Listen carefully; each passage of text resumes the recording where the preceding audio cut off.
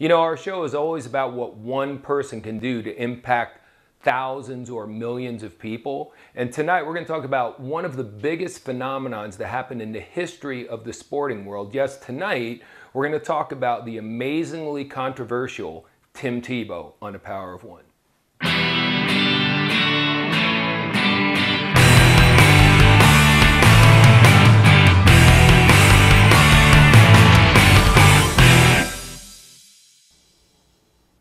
You know, everyone we've featured on this show over the last couple of years who's had an impact on hundreds of thousands or millions of people, they all have the same thing in common. They're passionate about their beliefs and they say what they think, whether it's popular or not. Well, that is definitely Tim Tebow. From high school through college as a Florida Gator, where he came on most people's radar, he is always now into the pros after every game, at every press conference, that I'd like to thank my Savior, Jesus Christ, my Lord and Savior, for, you know, helping me today. And those words seem to make people go crazy. I just got done, and if you don't know his whole story, go on ESPN, go online and check it out. He was drafted out of college. He won the Heisman Trophy. Most people never thought he was going to amount to much because he's not a classic pro player. That happens to a lot of great college players. But he came in. He has the heart of a championship. The Denver Broncos took a huge risk by even drafting him in the first round. Most people thought they were crazy. He's had a very up and down season, but this year, team started badly, so the management put him in, mostly because the fans were going crazy for him to play. And he's come in, and it's unreal what's going on. This never happened in the history of the league. Through the first 3 quarters of each game, he's or not good. But in the fourth quarter and in overtime, he's probably the best quarterback in the league. And he does it very unconventionally. And the bottom line is the guy wins. He's leading some of the most exciting victories in the history of the NFL. And he's done it all within the last 8 games of this season. And every time he turns around and says, I'd like to thank my Lord and Savior, Jesus Christ. And that seems to infuriate people. I just got off the Facebook ESPN page right after his last victory. Within 60 seconds after they posted, the Chicago Bears just got Tebowed. That's what, you know, they have a lot of words now coming around about him. It's kind of interesting. There was almost 1,000 posts, and most of them hatred. You know, F Tebow, there is no God, screw him. And I'm like, wow.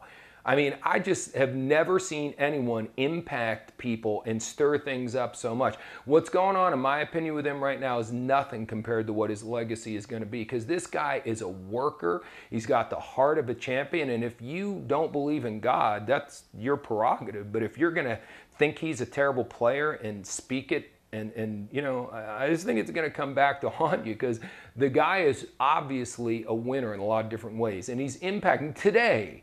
In the English language, they came out with a word, Tebowing.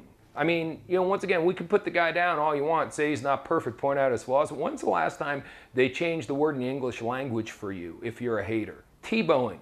Get on one knee and pray when no one else around you is doing it. Once again, shows courage. Whether you believe in his convictions or not, the guy is willing to say whatever. You want to create a big movement? Problem with most people is they're so politically correct. They're so afraid to offend anybody, especially in today's society. This guy is authentic. He's just being who he is. Like him or hate him, doesn't matter. He's going to do what he believes in. So I just want to kind of wrap this up. A lot of people are not Tebow fans, but there's no one that I know of who's into the American game of football who doesn't believe in this guy here, Vince Lombardi. They named a trophy after Vince Lombardi. I just want to take this super famous plaque here, what it takes to be #1. Read you a few excerpts for 2 reasons. Number one, it's powerful stuff. If you've never heard it, it's amazing.